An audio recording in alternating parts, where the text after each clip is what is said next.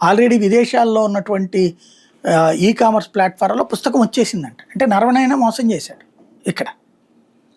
Print అయిపోయింది, అది ముందు ప్రింట్ అయిపోయింది అన్నారు. అదే అక్కడ పెద్ద మోసం చేస్తే నరవణేనే వాళ్ళతో కుదుర్చుకున్నట్టు. కాబట్టి ఎందుకు జరుగుతోంది? అతను రకంగా రెబల్ లాగా తయారు కావడానికి రెడీ అవుతున్నాడా అది చెక్ చేసుకోవాలి వీళ్ళు. రాహుల్ గాంధీని తిట్టడం కాదు, నరవణేనేమో ఇంటర్వ్యూల్లోనేమో మాకు పూర్తి స్వేచ్ఛ ఇచ్చానన్నాడు, ఇక్కడ వచ్చేటప్పటికి డిఫరెన్స్గా మాట్లాడుతున్నాడు. దాన్ని నా లోపాలు చెక్ చేసుకోండి. అదే నరవణే ఒక్క గజం భూమి కూడా కోల్పోలేదని చెప్పాడు, నో డౌట్ అందులో. కానీ అతను ఫీల్ అవుతున్నది ఏంది? పూర్తి స్వేచ్ఛ ఇవ్వడం తప్పు అంటున్నాడు. అది అపరిపక్వత అతన్ని.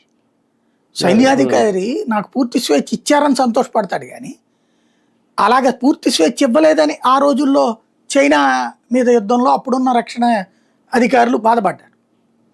ఇప్పుడు పూర్తి స్వేచ్ఛ ఇస్తే నేనేం చేయలేకపోయాను, ఇదే నేను ఒక్కసారిగా కంగారు పడ్డాను, ఒంటరి అయిపోయానంటే అమాయకత్వం, అది తెలివి తక్కువ. అది క్రాస్ చెక్ చేసుకోవాలి ప్రభుత్వం.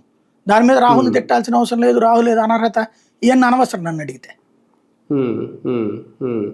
అంటే లోక్సభ సాక్షిగా మోడీ మీద కేంద్ర ప్రభుత్వం మీద ఆయన చేసిన ఆరోపణలు నిరూపించుకోవాల్సిన బాధ్యత లేదా ఈయన మీద? రాహుల్ గాంధీ ఏముంది అందులో? ఆయన నిరూపించేదే ఉంది, ఆయన ఆరోపించాడు కాదని మీరు నిరూపించుకోండి, అంతేగాని అంటే అమెరికాకు తాకట్టు పెట్టేశారు భారతదేశం, అయ్యి తప్పే ఉంది. ఇప్పుడు వీళ్ళు అనలేదేంటి ఇంతకుముందు? వాణిజ్య ఒప్పందాల విషయంలో ఇంతకుముందు వీళ్ళు కూడా అనేవాళ్ళు కదా.